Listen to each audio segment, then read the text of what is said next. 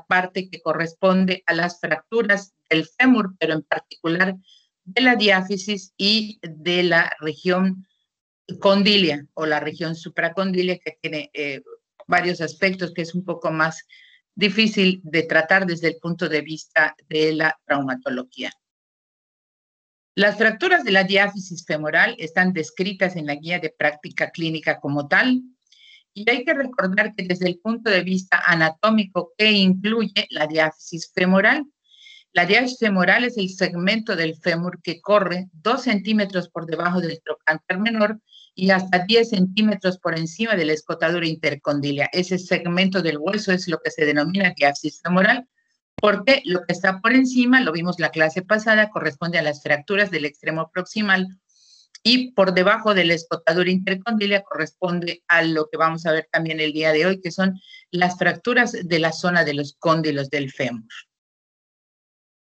También vamos a hacer el reconocimiento de algunos datos epidemiológicos que ocurre tanto en adultos como en niños. Desde el punto de vista de las fracturas en los niños, aparte de la fractura de la clavícula en lo general, las fracturas del fémur son frecuentes en los niños y desde el punto de vista de los servicios a las áreas de traumatología de los hospitales, es la que mayor causa tiene de morbilidad, eso es de ingreso y tratamiento. En los niños pequeños, en la clase de fracturas en niños lo vamos a ver con mayor énfasis, aquí solo para señalar que tanto en adultos como en niños puede ocurrir este tipo de fracturas. Sin embargo, en los niños reviste un perfil epidemiológico diferente, puesto que además de la exposición de los niños a los juegos y en adolescentes por traumatismo de alta energía, existe un número importante de niños que tienen abuso y maltrato en los que ocurre este tipo de fractura. Desde el punto de vista de la epidemiología, también en los niños representa el 1.6%. Por consiguiente, es más frecuente en varones, tanto adultos como niños, en proporción de 2.6 a 1. ¿Por qué? Por las condiciones propias y actividades, tanto deportivas como laborales, que el sexo masculino tiene. Y en el niño pequeño y en el adolescente joven, por lo general, también existe este tipo de fracturas de la diáfisis del fémur. Las fracturas de la cadera son exclusivamente del adulto mayor. Desde el punto de vista del tipo o del trazo, aquí tienen un diagrama que nos enseña en qué sitio de la cuáles son los tipos de trazo que más frecuente vamos a encontrar. A nivel de la diáfisis se puede fracturar de forma transversa, trazo en ala de mariposa. Cuando existen dos trazos a nivel de la diáfisis, como se ve en la imagen número 3, señalada con el número 3, esa es una fractura segmentaria. Cuando ustedes lean en un expediente, cualquier hueso largo puede tener una doble fractura en lo que es su diáfisis y un fragmento intermedio que se conoce como tercer fragmento. Ese trazo y ese aspecto de la fractura se denomina segmentaria.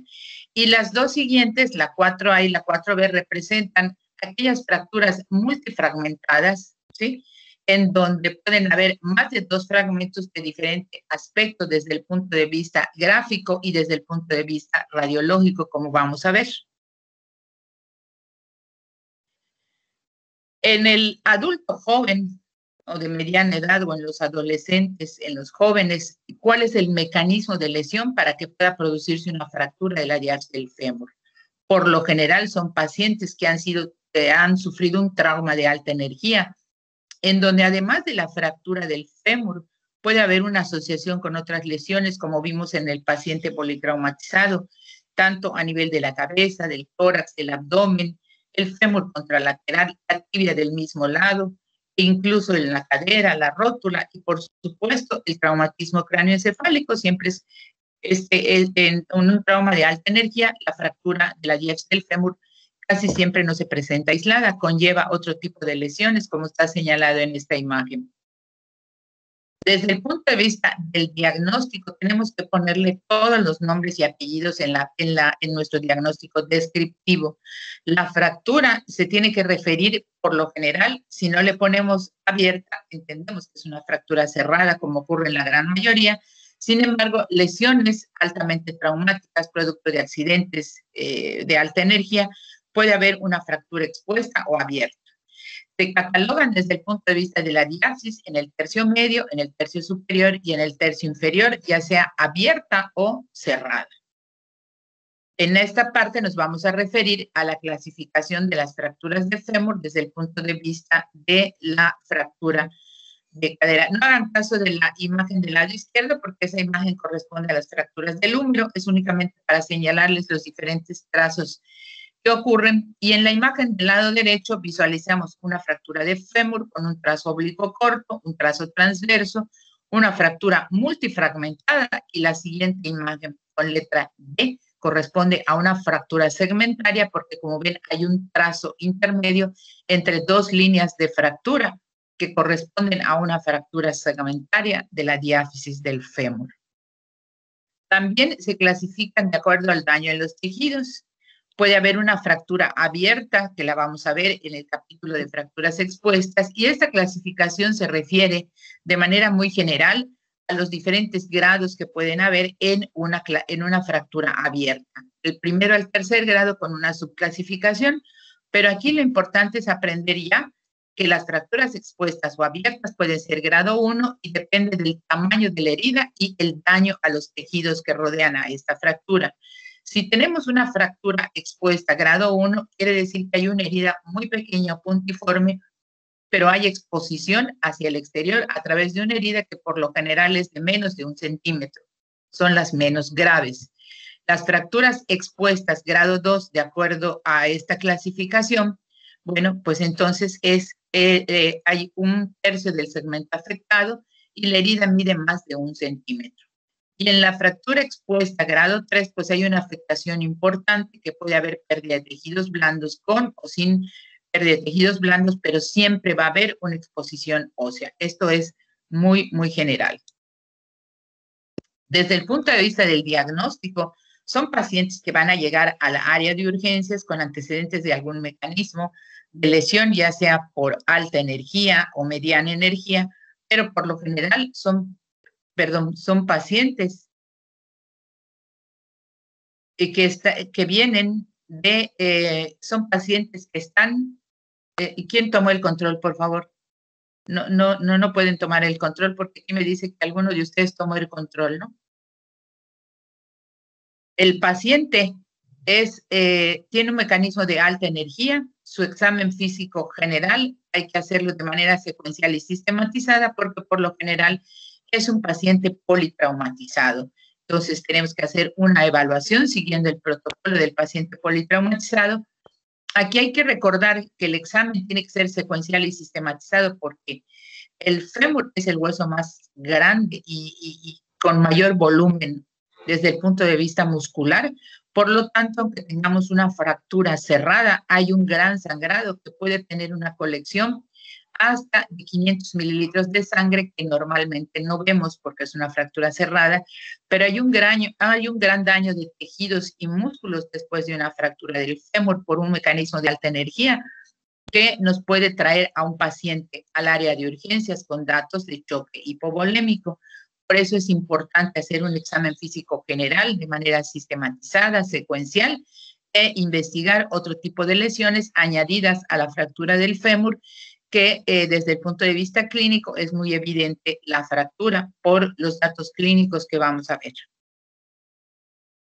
Habitualmente hay una actitud de acortamiento y rotación de la extremidad afectada con un intenso dolor. Es un paciente que es traído en camilla al área de urgencias de los hospitales donde nos estamos desempeñando, directamente a urgencias. Hay un gran aumento de volumen, hay una deformidad, acortamiento y por supuesto hay una impotencia y una incapacidad absoluta de ese paciente de movilizar la extremidad. Es importante hacer una revisión completa de la extremidad, palpando los pulsos, la temperatura, etcétera, para evitar lesiones desde el punto de vista neuromuscular. Este es el aspecto clínico en el que un paciente adulto de mediana edad puede llegar al área de urgencias con una fractura del fémur, con un acortamiento importante y una deformidad más que evidente que nos sugiere la fractura de la diáfisis del fémur. Es importante, como les mencionaba, hacer un examen vascular tratando de localizar los pulsos periféricos, el pulso pedio. El examen neurológico, aquí es importante realizar las maniobras que nos van a permitir afirmar o descartar una contusión del ciático popliteo externo mediante la exploración de la dorsiflexión. Como vimos en el húmero, el movimiento de dorsiflexión de la mano nos confirma o descarta lesión del radial después de un trauma, y en el caso del fémur, el examen a través de la realización de la dorsiflexión buscando la integridad del ciático popliteo externo. Es importante incluir en la evaluación radiológica, aquí por lo general son radiografías simples, los estudios de imagen más especializados como tomografía o resonancia magnética no son estudios que habitualmente solicitamos ante la evidencia clínica de un paciente producto de un accidente con un politrauma en donde es muy evidente la fractura del fémur. Las radiografías simples bastan para hacer el diagnóstico radiológico, y estas radiografías, aparte de las proyecciones anteroposterior y lateral del fémur, deben incluir la pelvis y la rodilla para visualizar la extremidad proximal y la extremidad distal del hueso. En estas imágenes visualizan ustedes el implante después de una fractura en la imagen a su derecha abajo. Es una fractura segmentaria a la cual se le colocó un clavo intramedular, que es al día de hoy uno de los implantes, igual que en la tibia, que el húmero, que más frecuentemente utilizamos en el área de la traumatología para la resolución del tratamiento quirúrgico. La gran mayoría, si no es que todos los pacientes adultos con fracturas del fémur van a requerir tratamiento quirúrgico. El implante, por lo general, es un clavo intramedular, bloqueado en su extremo proximal y distal, como ven en las imágenes radiológicas, a través de pernos que impiden la rotación. Si no hay contacto de los extremos y hay movimientos o micromovimientos rotacionales, no es posible que se dé el proceso de consolidación y formación de callo. Por eso es importante la estabilidad con el implante que seleccionemos para asegurar que hay un contacto entre los extremos fracturados, que se restablezca la circulación a través del periósteo, evitar micromovimientos, esto es dejar totalmente estable la fractura para que pueda darse el proceso de consolidación. En la primera imagen ven ustedes cómo tiene dos pernos distales la fractura. En la imagen de arriba a su derecha, bueno, la fractura con un implante que va desde el extremo proximal hasta la región, por encima de la región supracondilia, y la imagen del lado derecho abajo les muestra una fractura segmentaria resuelta con un clavo con pernos, y luego cómo se va dando el proceso de consolidación, y en este caso ya retirado el clavo, si así se considera necesario después de un año del tratamiento, cómo está el callo totalmente formado alrededor de esa fractura, donde prácticamente únicamente se observa el callo y los trazos prácticamente ya desaparecieron. Las fracturas de la diapsis del fémur, en esta imagen es una fractura del tercio medio de la diapsis del fémur con un trazo transverso. Es una fractura, esta idealmente se le coloca un clavo intramedular y evoluciona de manera satisfactoria. Estamos hablando de fracturas cerradas. En las imágenes que ustedes ven en esta diapositiva es para que ustedes vean el aspecto del clavo intramedular que se coloca. Esto es lo que al día de hoy se utiliza prácticamente en todas las instituciones del sector público y a nivel privado. Se llaman clavos intramedulares, bloqueado con pernos, hay infinidad de marcas, y el material puede ser acero inoxidable o este que viene en colores, que es una combinación de metales, de cromo, cobalto y molibdeno, que es un material muy fuerte, pero más liviano y menos pesado desde el punto de vista mecánico. Como ven, puede fijarse con uno o con dos pernos en el extremo proximal y abajo a través de dos pernos. Este es el, perdón, ¿alguien habló? Este es el clavo intramedular que se coloca a través del conducto medular para reducir y estabilizar la fractura en sus diferentes aspectos. Tercio medio, por lo general utilizamos un clavo bloqueado con pernos. Desde el punto de vista del tratamiento, ¿por qué realizamos un tratamiento quirúrgico en un paciente, aunque esté politraumatizado, cuando las condiciones lo permiten? Tenemos que hacer la cirugía para promover de manera regular la consolidación. Si el hueso no consolida, ese paciente no puede apoyar. Entonces, tenemos que hacer un procedimiento quirúrgico que asegure la consolidación en el tiempo entre las 4 y 6 semanas después de la cirugía, que comience a formar un callo óseo, que esa es la cicatriz en la consolidación de un hueso, y realizar una movilización precoz. Son pacientes que no podemos dejar hospitalizados mucho tiempo, tenemos que movilizarnos para su pronta recuperación y, por supuesto, como tercer objetivo, restaurar la función completa de ese. Durante ese proceso es importante la movilización de la cadera y la rodilla para evitar rigidez articular de las articulaciones proximal y distal del segmento fracturado. En urgencias, ¿qué se hace cuando nos llega un paciente con una fractura del fémur traído por una ambulancia y llega al área de urgencias?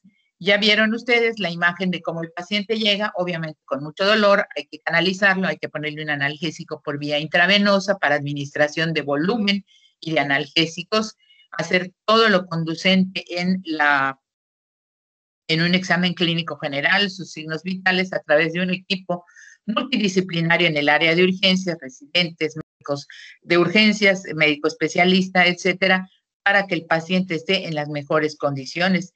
Y desde el punto de vista de heridas y vendaje, bueno, hay que ocluirlas, limpiarlas y vendarlas, pero es muy importante movilizar de manera suave la extremidad para tratar de darle cierta longitud y evitar que la contractura muscular siga desplazando esto.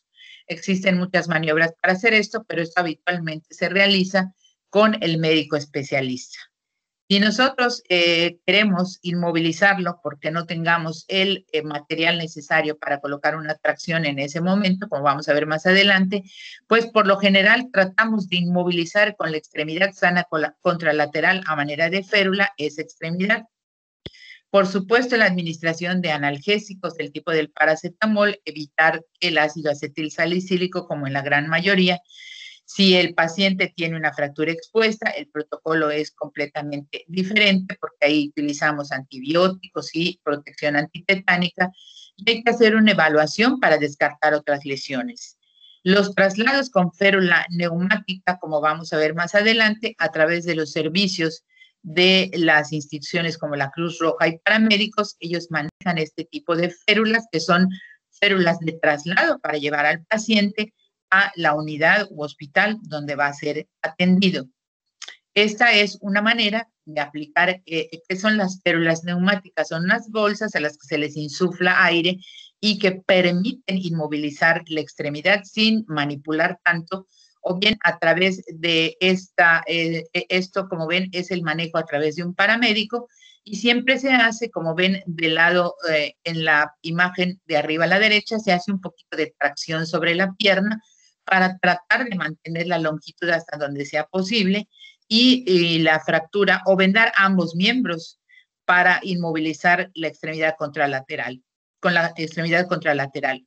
Lógicamente, todos estos aditamentos los tienen las áreas, los médicos, los técnicos en urgencias médicas y los paramédicos de las diferentes instituciones que prestan ayuda y trasladan pacientes desde el sitio del accidente hasta las áreas de urgencia.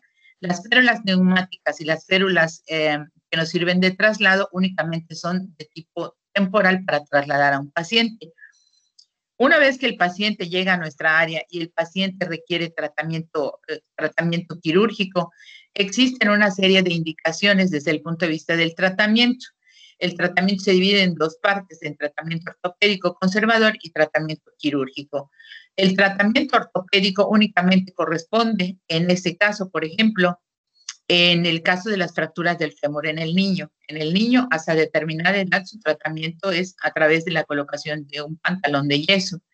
Existen algunas fracturas conminutas en donde no es posible realizar procedimientos quirúrgicos y se utilizan los fijadores externos desde el punto de vista del tratamiento. Si el paciente nos llega ya complicado porque ha sido manejado en otra institución con una gran infección de partes blandas, pues en ese momento el tratamiento es ortopédico. O bien, en el caso que llegara a ocurrir, pues el enfermo puede negarse o sus familiares a ser intervenido. Hay indicaciones relativas, pero hoy por hoy prácticamente todos los pacientes requieren tratamiento quirúrgico, por eso es importante enviarlo a aquel lugar donde tenga una infraestructura quirúrgica adecuada, donde sea un cirujano, ¿sí? Especializado y no bajo estas circunstancias. O en un momento dado, ¿por qué no lo puedo enviar? Bueno, a lo mejor no hay posibilidad de traslado, pero hoy por hoy las unidades de traslado a través de los servicios de los paramédicos y técnicos en urgencias médicas permiten trasladar a todo este tipo de pacientes hacia un centro especializado donde va a recibir el tratamiento adecuado. En caso de los niños, el tratamiento es a través de colocarlo en una tracción, que es una tracción de partes blandas, es las imágenes que están ustedes viendo y la colocación de una tracción. ¿Cuál es el objetivo de colocar una tracción a un paciente, niño o adulto, antes de recibir el tratamiento definitivo, ya sea conservador o quirúrgico? Disminuir la tracción que ejercen los grupos musculares del muslo, que no nos van a permitir reducir de manera adecuada esa fractura y poder fijarla. En el caso de los niños, después de esta tracción, se le coloca un aparato de yeso. En el caso de los adultos, como ustedes ven, esta es una tracción cutánea. ¿Por qué? Porque va a través de la piel, va colocada hacia un estribo que está colocado en una cama con marco ortopédico, siguiendo esa angulación y un peso que cuelga ahí que va a permitir que mediante esta tracción continua los músculos se relajen y el paciente se pueda movilizar parcialmente y con esto disminuimos sobre todo el dolor en tanto el paciente es sometido a tratamiento quirúrgico. Como ven, estos son algunos de los aspectos clínicos en relación a la colocación de la tracción cutánea y la imagen del medio, pero ya corresponde a una tracción esquelética. ¿Por qué decimos que ya es tracción esquelética? Porque ya tiene colocado un clavo a través de la tibia. Por el tipo de trazo, si así lo decidiera el médico especialista, se le coloca un clavo a través de la tibia, un estribo, y de este va a depender la tracción colocada hacia abajo con un peso que nos va a permitir ir reduciendo. Entonces, se pueden colocar tracción cutánea o esquelética en los adultos mientras es sometido a un procedimiento quirúrgico. Cuando el paciente ya se somete al tratamiento quirúrgico, obviamente el clavo o la tracción cutánea se retiran, pero la tracción cutánea o esquelética solo es una manera de inmovilizar al paciente hospitalizado, en tanto es intervenido en su procedimiento final de tratamiento quirúrgico. La tracción de partes blandas, como ven, se realiza en una cama con marco ortopédico. Aquí tienen algunas imágenes también de cómo se colocan esto. Bueno, esto va a variar dependiendo de la cama, del marco ortopédico, manteniendo la angulación y manteniendo la tracción mediante un sistema de poleas y peso que se le coloca. En algún momento, cuando ustedes roten por algún servicio de traumatología más adelante o de ortopedia, van a ver cómo muchos pacientes, pues a veces no tenemos el peso y lo que cuelga de esto son bolsas o botellas de suero que equivalen a un porcentaje del peso del paciente para colocarle de manera que ejerza una tracción sin que tenga problemas de excesiva tracción o excesivo peso. Entonces, esta tracción de partes blandas, ya sea a través de una cama con marco ortopédico, por lo general en las áreas de traumatología, nos ayudan a que el paciente tenga menos dolor y se pueda movilizar para el cambio de sábanas, para su aseo general, para atenderlo, en tanto en tanto se realiza el tratamiento quirúrgico. Desde el punto de vista del tratamiento definitivo, aquí se incluyen lo que les mencionaba anteriormente, ya sea tracción esquelética o tracción únicamente cutánea o de partes blandas como tratamiento transitorio, en tanto se realiza el procedimiento que puede incluir cualquiera de estos implantes que están aquí señalados. Puede ser una placa de osteosíntesis y tornillo, que actualmente hay diseños muy sofisticados que permiten colocar una placa de contacto mínimo para no levantar mucho el periósteo, que aseguren una buena consolidación. Sin embargo, hoy por hoy, el clavo endo o intramedular, como se ve en la imagen de abajo a la derecha, prácticamente es el tratamiento de elección. Y la colocación de fijadores externos, como se ve en la imagen superior a manera de ejemplo, prácticamente quedan para el manejo de aquellos pacientes con lesión importante de partes blandas o inclusive con pacientes con fracturas expuestas. El clavo endomedular cumple la función de mantener la longitud. En esta imagen vemos una radiografía lateral que llega hasta la región prácticamente supracondilia, o bien el caso de las placas y tornillos, que hay muchos modelos. Obviamente a mayor modernidad, pues el costo de estos implantes significan un poco más, ¿no? Pero prácticamente el clavo intramedular, endomedular, clavo bloqueado con pernos es hoy por hoy el tratamiento prácticamente de elección para la gran mayoría de los pacientes adultos con fracturas de la diáfisis del fémur. Aquí otra imagen AP y lateral de la colocación de un clavo, aunque son imágenes transitorias porque todavía no se le han colocado los pernos que regularmente llevan. Esto sería en el caso de las fracturas expuestas, ¿verdad? En tanto cicatriza su lesión, pues inclusive a veces hasta consolidan. Si lo manejamos con fijadores externos, ¿cuál es el objetivo? Mantener la alineación y los extremos fracturados en contacto, y los fijadores nos permiten realizar las curaciones y el tratamiento de las partes blandas cuando se trata de fracturas expuestas. En este caso también ven ustedes la colocación, la imagen, el control radiológico de un paciente con una fractura del tercio medio del fémur, pero con un fijador externo colocado en la parte lateral. Hay otro tipo de implantes como clavos endomedulares. Esto dependerá del cirujano y del material con que se cuenta en la institución. Sin embargo, existen complicaciones desde el punto de vista de la atención del paciente, dependiendo de la magnitud de la lesión, de lesiones que acompañan a la fractura del fémur, del mecanismo de lesión, si fue un trauma de mediana o de alta energía. Y el primer punto a considerar es la restitución de volumen por la gran cantidad de sangrado, dependiendo de la fractura y del tipo de lesión, pero siempre hay que asegurarnos de mantener hemodinámicamente estable al paciente, porque puede llegar con un choque hipovolémico en primer lugar. En segundo lugar, el síndrome de embolia grasa, por el desprendimiento, sobre todo cuando hay más de una fractura de la diáfisis de los huesos largos, que sea un paciente politraumatizado, pero además con varias fracturas, fractura de la tibia del mismo lado o del fémur, que sea una fractura bilateral y fracturas añadidas. ¿Por qué? Porque la médula ósea emite microémbolos de grasa que pueden causar este síndrome de embolia grasa, traducido en hipoxemia progresiva. El paciente comienza a tener dificultad respiratoria y obviamente hipoxemia, comienza a tener trastornos de conciencia, y un dato clínico muy importante cuando tenemos la presencia de síndrome de embolia grasa, estos pacientes deben ser atendidos ya en la unidad de terapia intensiva, es la aparición de petequias, tanto en la piel como petequia conjuntival. Estos tres signos clínicos, que son la hipoxemia progresiva, trastornos de conciencia y la aparición de petequias, en un paciente politraumatizado con más de una fractura de los huesos largos, debemos considerar y podemos iniciar tratamiento, porque el paciente está presentando estos signos de síndrome de embolia grasa y deben ser manejados en la unidad de la terapia intensiva. La exposición de la fractura, bueno, a veces durante la manipulación, durante el proceso de tratamiento, bueno, pues el paciente puede sufrir, dependiendo del trazo, de manera incidental, una exposición del foco de fractura, lo cual cambia totalmente el panorama de esto.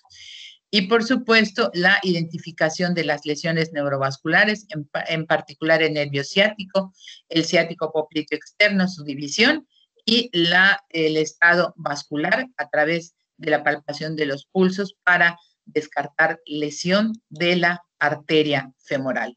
Estas serían las complicaciones inmediatas. Sin embargo, hay complicaciones tardías.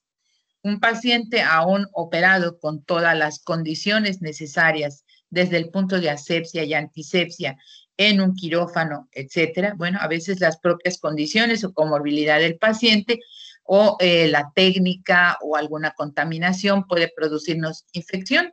Las infecciones pueden ser únicamente de partes blandas hasta llegar a casos muy graves como son la infección del hueso en una fractura cerrada, lo cual es una situación muy, muy complicada.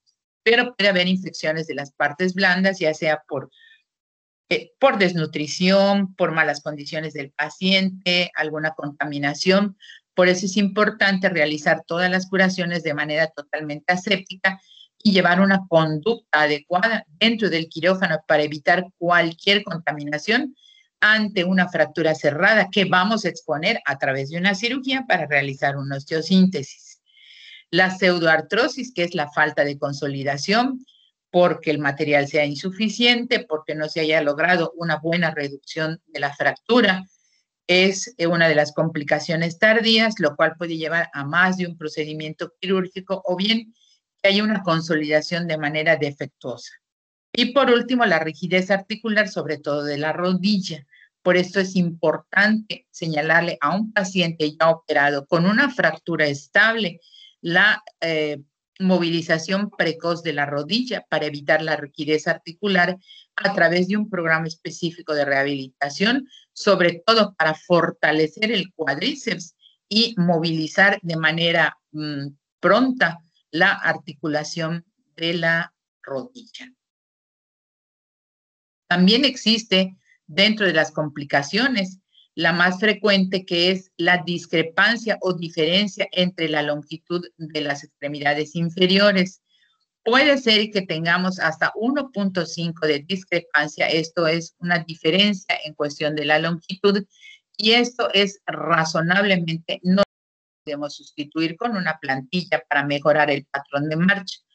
Porque, ¿qué pasa si tenemos un paciente que ya tuvo una fractura de fémur, está operado, pero como complicación o como secuela le quedó una diferencia hasta de 1.5? Con el fin de evitar claudicación o cojera al caminar, podemos sustituir esta discrepancia con una ortesis plantilla que nos permita compensar esta diferencia para mejorar el patrón de marcha. Más de esto, ya entonces surgen complicaciones mayores.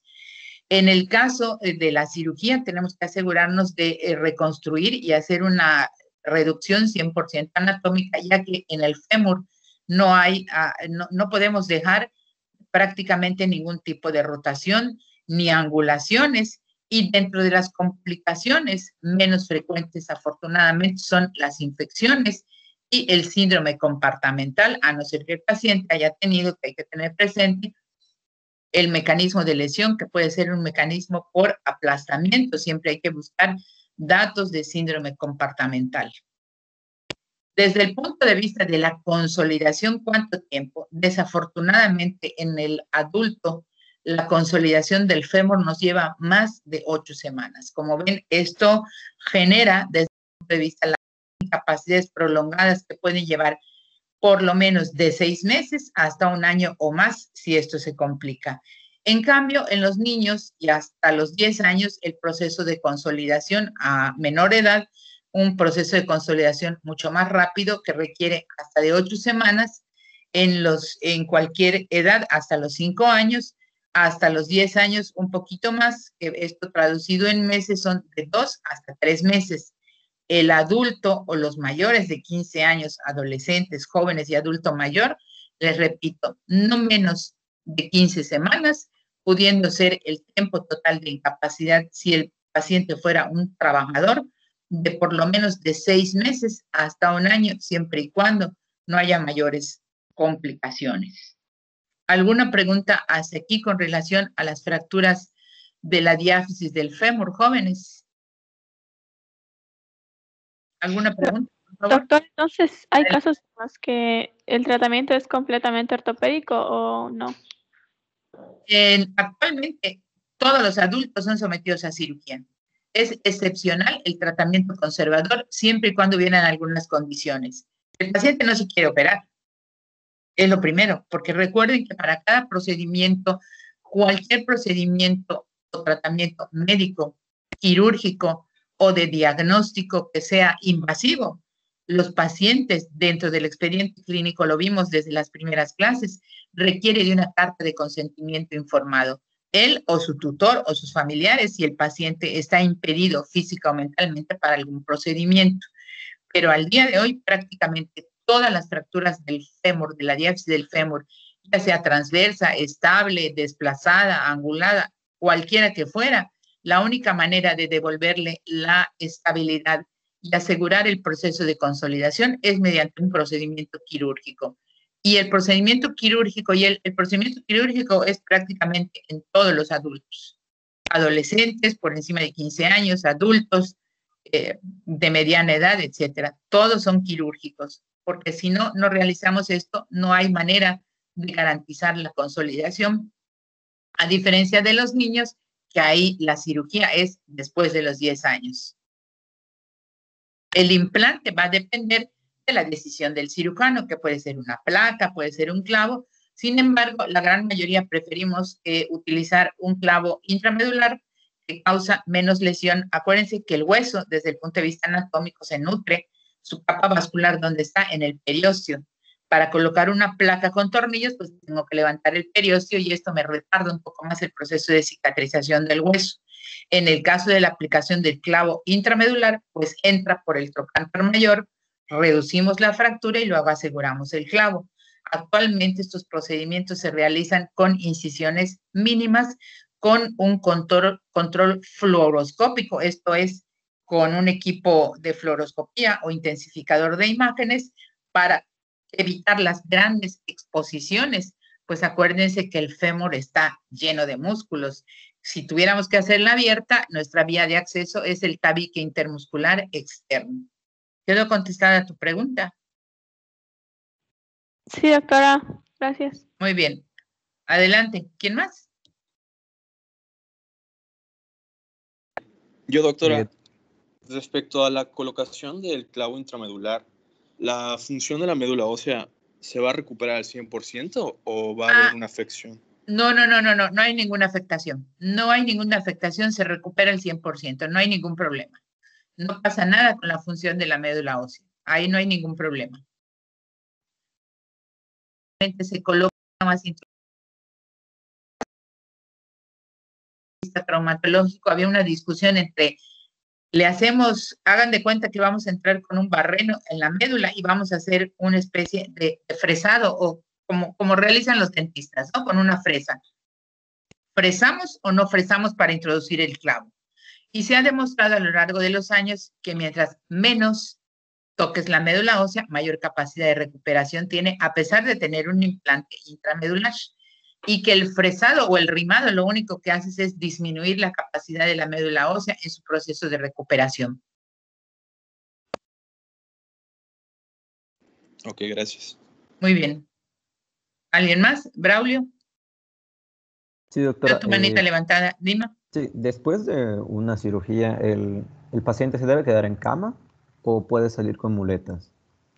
Después del procedimiento quirúrgico, el paciente habitualmente permanece 1 o máximo 2 días porque hay que hacerle un control radiológico post cirugía. Hay que ver que esto no sangre porque habitualmente por el tipo de sangrado en muchas ocasiones, si le hacemos se le dé un drenaje para asegurar que todo este hematoma que se formó durante la cirugía salga y no quede ningún residuo. Ese paciente podrá salir o egresar del hospital a las 24 o 48 horas. Normalmente al paciente no lo ponemos a apoyar, sino hasta un mes después de la cirugía, asegurándonos que ya hay un callo óseo, tal vez no visible radiológicamente, pero por tiempo y evolución, el callo óseo, primero hay un callo fibroso y luego este se convierte en callo óseo. Cuando ya visualizamos y tenemos la certeza que ya pasó un mes de la cirugía, ya lo podemos poder apoyar, porque el apoyo es un estímulo para que el periósteo revascularice alrededor de la fractura. Sin embargo, durante este mes, antes de ponerlo a apoyar, en promedio, un mes, mes y medio máximo, es muy importante, el paciente puede pararse y movilizarse en una silla de ruedas, con unas muletas, pero el apoyo de la extremidad operada la va a indicar el cirujano. No puede apoyar de manera inmediata. Y también es muy importante indicarle la rehabilitación de la rodilla, porque por miedo el paciente no flexiona la rodilla y cuando lo quieres parar a caminar, el cuádriceps está totalmente atrofiado y al no hacer ejercicios para no fortalecer el cuádriceps y no movilizar la rodilla, la fractura puede estar muy bien consolidada, pero funcionalmente el paciente tiene dificultad para caminar. Por esto es importante señalar, no va usted a apoyar, pero tiene que movilizar la rodilla y hacer estos ejercicios.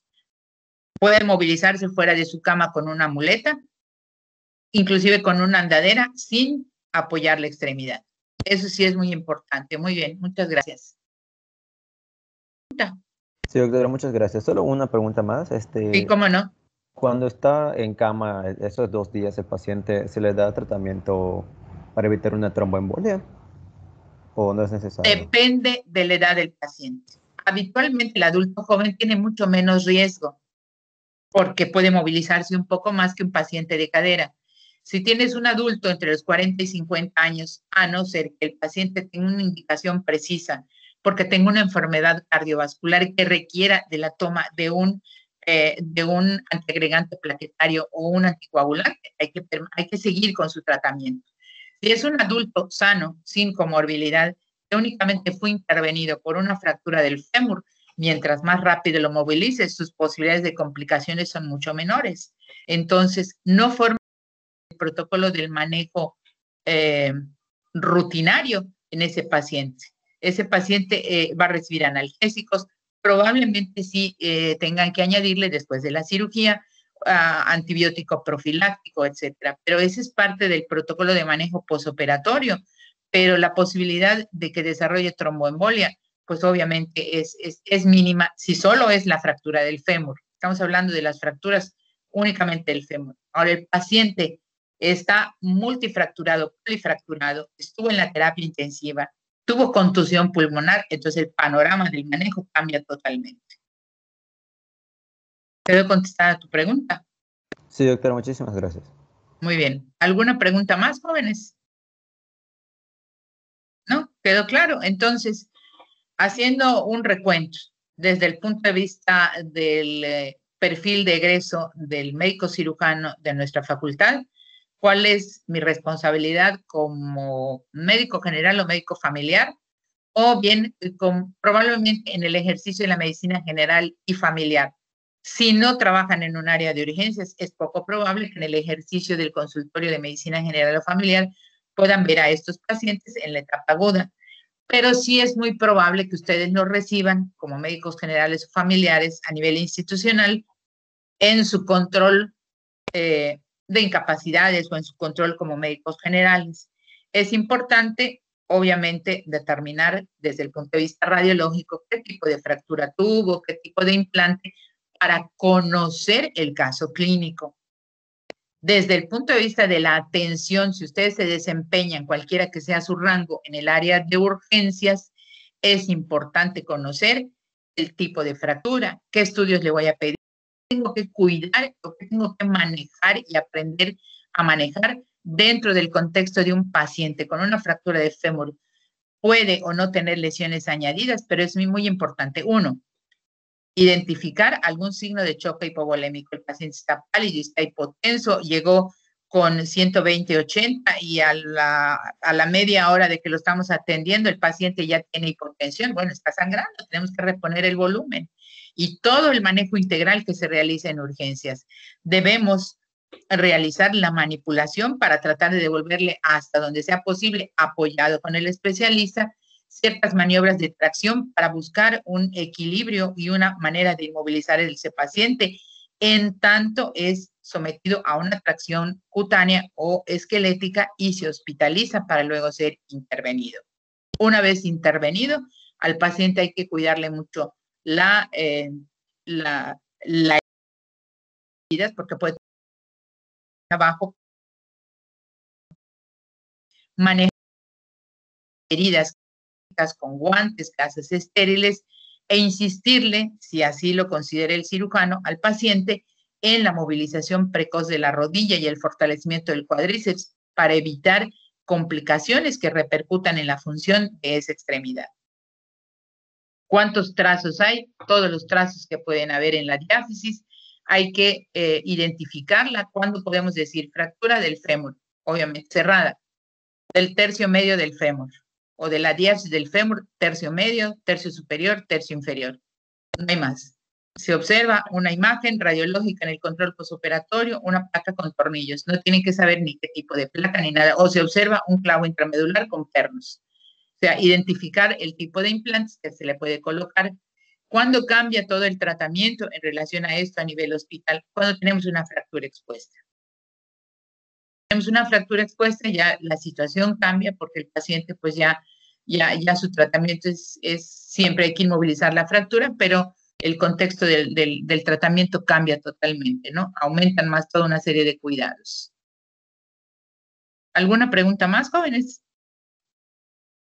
Doctora, dígame. El tratamiento quirúrgico de las fracturas expuestas de elección serían los tutores externos. Por lo general, sí, pero tenemos una sola clase de fracturas expuestas donde vemos el manejo inicial, la clasificación y el tratamiento. Ok, doctora, gracias. Sí, pero los fijadores los podemos usar de manera temporal. ¿Por qué? Porque en muchas instituciones no se tiene el implante ideal para el paciente. Y hay que asegurar si hay más de 2 fragmentos. Hay que ver cómo mantengo esa estabilidad. Si no hay posibilidades, bueno, a lo mejor el cirujano decide en ese momento, como tengo fijadores, bueno, lo inmovilizo con unos fijadores momentáneamente. Pero básicamente los fijadores son para manejo de tejidos y lesiones de partes blandas en el caso de las fracturas expuestas. Cualquiera que sea la fractura expuesta, ¿no? Ok, doctora, muchas gracias. ¿Alguna otra pregunta más?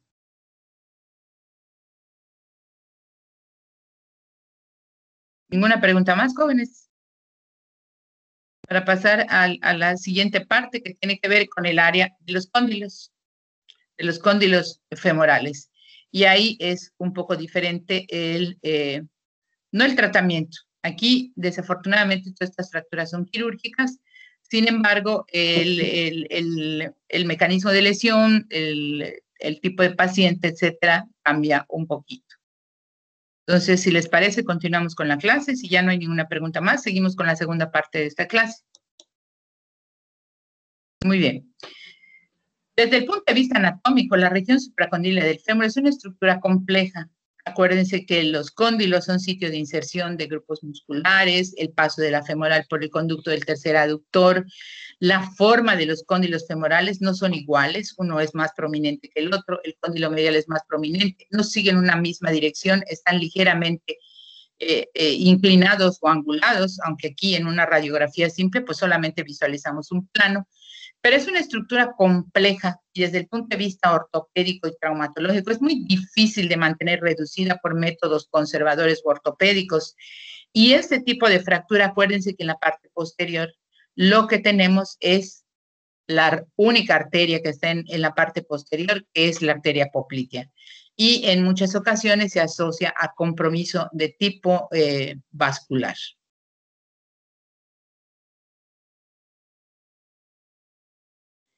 ¿Cuál es el mecanismo por el cual se produce esta lesión? Por lo general, también es un trauma de gran energía relacionado con un accidente automovilístico, pacientes que caen con la rodilla flexionada de una escalera o en su casa o en la calle, caídas con esa es la condición.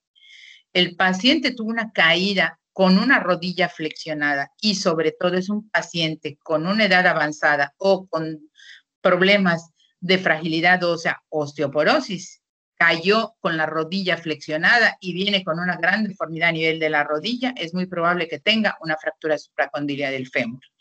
Y en el menor de los casos, porque son pacientes relativamente con actividades deportivas, en aquel gran contacto. Con relación a todas las fracturas del fémur, ocurren entre el 4 y el 6%, representan del 4 al 6% de todas las fracturas en el fémur. Con relación a su distribución de edad, hay es bimodal, entre los 15 y los 50 años.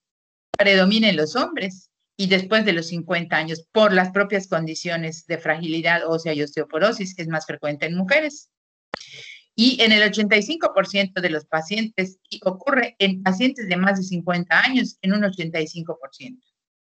Entonces, como ven, cambia un poquito el panorama epidemiológico en relación a esta zona. Si ustedes recuerdan, con relación a los cóndilos en las consideraciones anatómicas, 1, es el sitio de transición entre lo que es la diáfisis y la metáfisis del hueso. Tenemos una escotadura intercondilia en donde la rótula actúa como una cuña. Y entre la escotadura troclear y el cóndilo lateral o medial hay una zona en la que puede haber una fractura a nivel de los cóndilos. Todas las consideraciones anatómicas de la región de los cóndilos y supracondilia obviamente hacen que este manejo sea prácticamente quirúrgico en todos los casos porque es una zona muy difícil de mantener estable por su propia condición. Puede ser una fractura, ¿qué trazos puede tener? Puede ser una fractura supracondilia, fractura intercondilia con un trazo en B o en T o en Y, como se ve en la segunda imagen. Puede ser una fractura multifragmentada o bien se puede fracturar un solo cóndilo. Y todo esto va a depender de la forma en que el trauma ocurrió. Por lo general, cuando se produce una fractura supracondilia transversal, el mecanismo de lesión es por caída con la rodilla flexionada. Entonces, cuando tenemos una fractura supracondilia pura, como se ve en esta imagen totalmente esquemática, bueno, el mecanismo de lesión, esto es solo para señalarles los diferentes tipos de mecanismo de lesión. Son muy fáciles de identificar en una radiografía, pero podemos suponer, si un paciente tiene una fuerza violenta aplicada sobre la cara externa de la rodilla, pero la condición es flexionada, por ejemplo, un trauma muy importante en un jugador de fútbol ya mayor que se mete a jugar fútbol y sufre un traumatismo cuando recibe una patada en la cara externa de la rodilla, pero en flexión, ocurre este tipo de fractura transversa. Si la fractura ocurre, ¿sí?, con un desplazamiento simple, siempre hay un mecanismo aplicado en la cara anterior de la rodilla, una patada en el frente.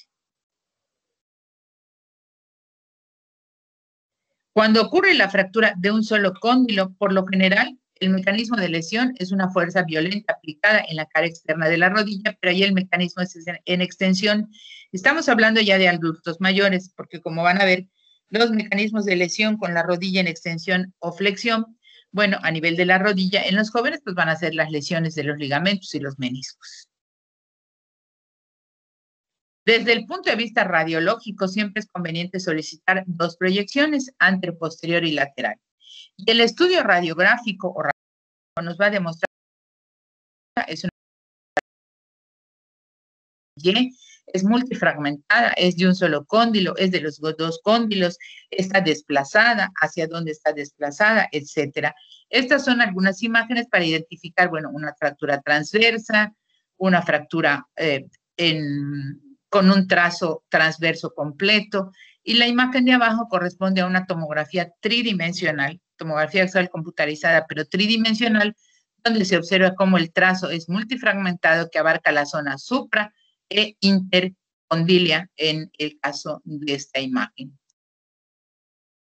Es muy importante, obviamente, la lesión, en primer lugar, la lesión vascular. ¿Por qué? Porque puede ocurrir esto que se señala en la imagen, en donde el fragmento distal de los cóndilos sufra un desplazamiento hacia atrás y, por consecuente, puede lesionar ya sea, en primer lugar, la arteria poplítea o bien el nervio.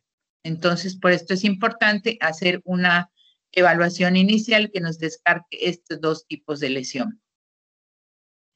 Excepcionalmente, si la fractura no está desplazada, pudiera iniciarse el tratamiento ortopédico.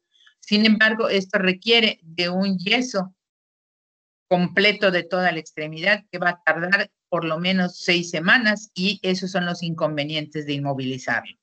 También podemos colocar una tracción esquelética, pero el tratamiento conservador prácticamente ya está en desuso, salvo algunas condiciones muy particulares o muy especiales. Por lo general, prácticamente todas son quirúrgicas.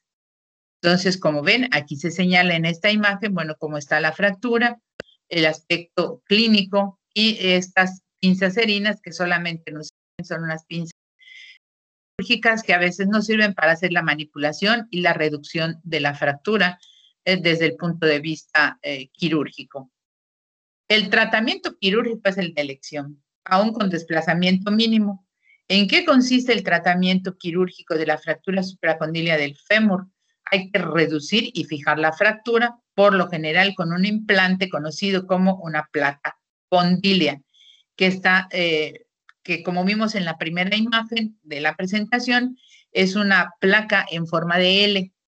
Si en la cadera dijimos que el ángulo cervicodiafisario, cuando se coloca un implante de clavo placa, debe ser de 130 grados, porque el ángulo que ahí tenemos es entre 128 y 130, el ángulo de la diáfisis con los cóndilos mide 95 grados, y el ángulo de estas placas entre lo que es la hoja horizontal, la parte horizontal de la L y la parte superior, ese ángulo en las placas condilias mide 95 grados y va atornillada a la diáfisis femoral. ¿Cuándo le vamos a pedir al apoyar? Hasta que radiológicamente esta fractura esté consolidada desde el punto de vista clínico y radiológico, y esto habitualmente ocurre después a partir de los 3 meses de la lesión. Aquí nada más de manera esquemática les muestro algunos ejemplos. A diferencia, si ustedes observan en la imagen radiológica del centro, observan ustedes una placa condilia donde tiene una serie de tornillos abajo y otros arriba. Los tornillos que utilizamos para los cóndilos se conocen como tornillos de esponjosa. ¿Por qué? Porque si ustedes la rosca de los tornillos solo está ubicada en la punta, el resto del tornillo es liso, a diferencia de la rosca de los tornillos que van en la diáfisis, que tienen rosca a lo largo de todo el tornillo. Hay tornillos para cortical, para hueso cortical, y tornillos para hueso esponjoso, y la diferencia radica en la cuerda que tiene ese tornillo. Si solo está en la punta, son tornillos para hueso esponjoso. Y aquí, como ven, se señalan de manera esquemática en la primera imagen una fractura unicondilar que está fijada, ¿sí?, con tornillos y con placa. La imagen radiológica tiene tornillos y placa, una placa en L, y la imagen de abajo también. Las imágenes metálicas que se observan como unas grapitas a lo largo, por fuera del implante de osteosíntesis, pues corresponden a las grapas metálicas con las que se sutura la piel después del procedimiento quirúrgico. Por eso observan ustedes esa imagen. Cuando vean ustedes una radiografía de un paciente posoperado en donde se ven esas imágenes, pues si solo ven la radiografía pueden pensar en otra cosa, pero esas imágenes corresponden a grapas en la piel, que son grapas para sutura cutánea. En la imagen del lado derecho, con letra B, pues es una placa condilar donde tiene 3 tornillos corticales por encima y una placa angulada a 95 grados que nos permite fijar la fractura. Aquí vemos otras imágenes de las placas que actualmente se están utilizando. Son placas de contacto mínimo o LCP, como se le denomina por sus abreviaturas en inglés, que nos permiten en un momento dado no levantar tanto periósteo y acentrarlas a pesar de estar fijadas con múltiples tornillos, pero que aseguran la buena consolidación y reducción de esta fractura. Como ven, hay diferentes longitudes, diferentes materiales, por lo general de acero inoxidable o de aleaciones combinadas para fijar este tipo de fractura. Afortunadamente no son tan frecuentes, son más frecuentes las de la diáfisis del fémur, pero estas sí en cuenta este tipo de fractura, lesión en pacientes que sufren una caída grave, una caída muy aparatosa, pero la condición es que la rodilla se encuentre en flexión o semiflexión para que se pueda dar este tipo de fractura, sobre todo en el adulto de mediana edad o por encima de los 50 años, en el caso de las mujeres, donde ya existe cierta condición de fragilidad ósea. En estas imágenes también se les señala el implante, que pueden ser diferentes placas, inclusive en la imagen del lado derecho ustedes visualizan una prótesis total de rodilla en donde por arriba se produjo una fractura supracondílea que se resolvió con esta placa de contacto mínimo fijada con 4 tornillos. ¿Alguna pregunta hasta aquí, jóvenes? Por favor.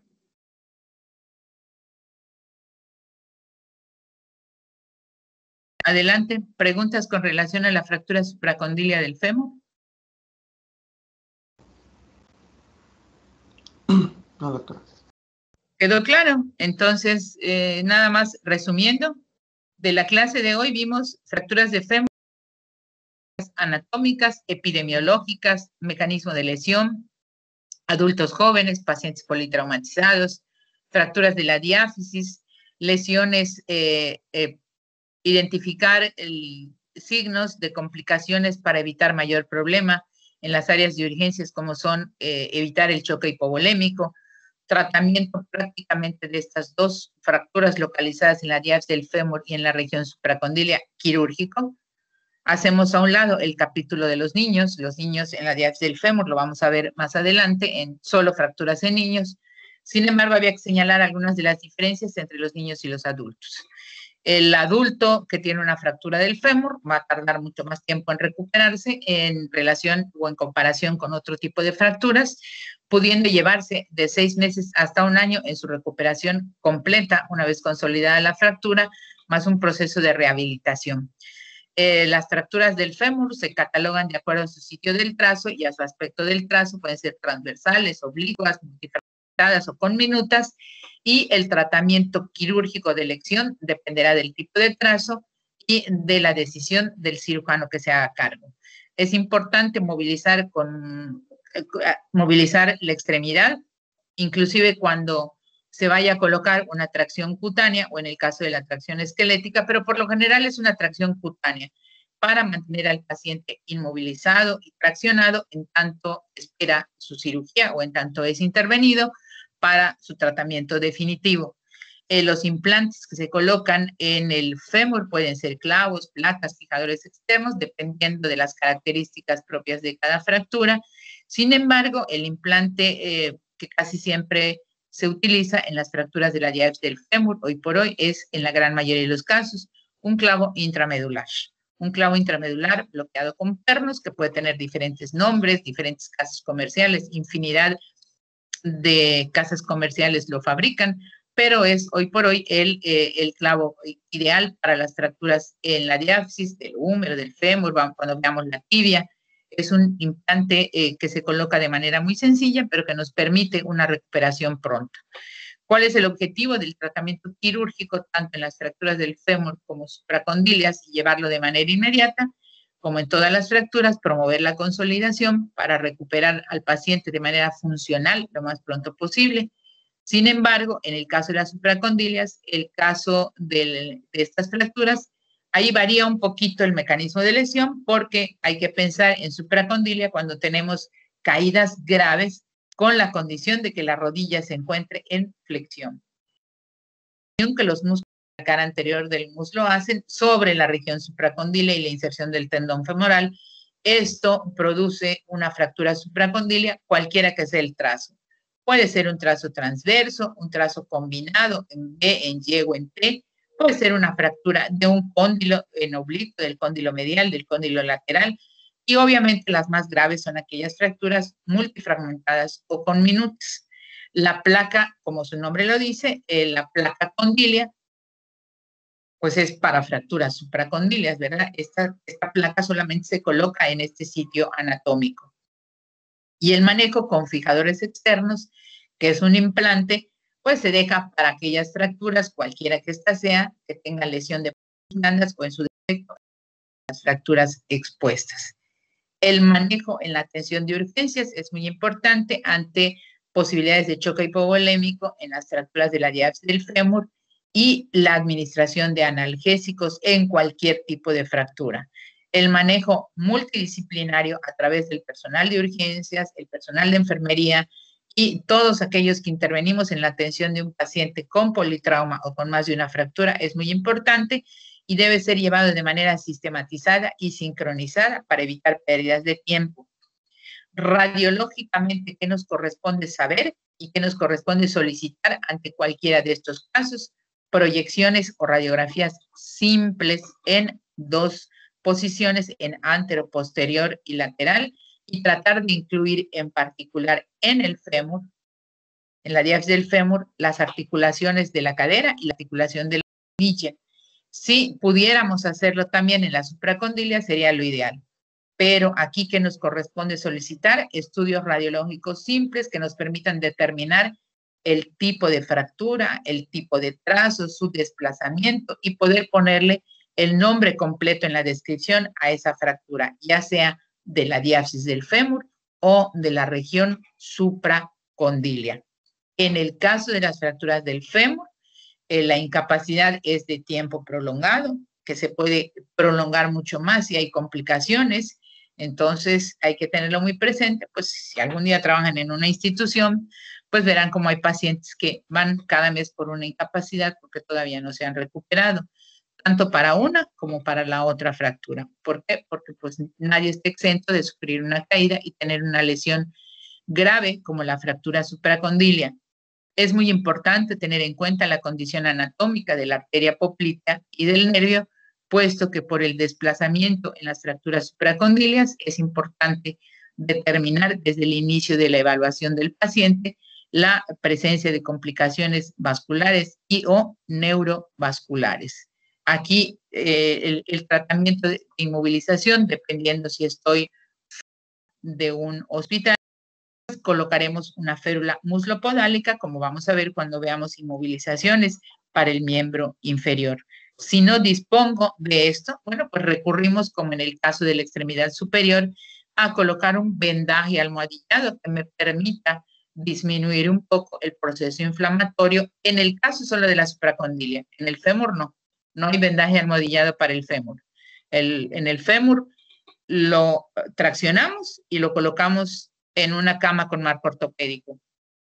En el caso de las fracturas supracondilias, ya podemos, en tanto llega a un hospital para su atención, colocar un alrededor para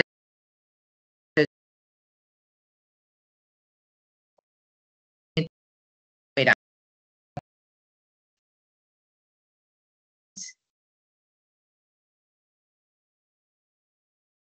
Doctora, ¿Sí? Adelante. entonces en la fractura supracondilia, con lo que respecta a urgencias, no es necesario hacer tracción, sino solo el vendaje, ¿no? No, en urgencias no. En urgencias es muy probable que si el paciente no se va a operar de manera inmediata, el médico especialista les diga, colócale un vendaje almohadillado y una férula. O colócale una férula y bien almohadillada la rodilla. ¿Para qué? Para disminuir la inflamación, se le coloca una férula y luego se traslada al hospital para ser atendido de manera definitiva. Sí, en el área de urgencias, ahí se coloca una férula en la fractura supracondilia. Ahí no requiere de tracción cutánea ni tracción esquelética, realmente no, prácticamente no. ¿Por qué? Porque no podemos, no hay nada que pueda, acuérdense cómo está la región supracondilia ya fracturado, muy difícil de mantener fija.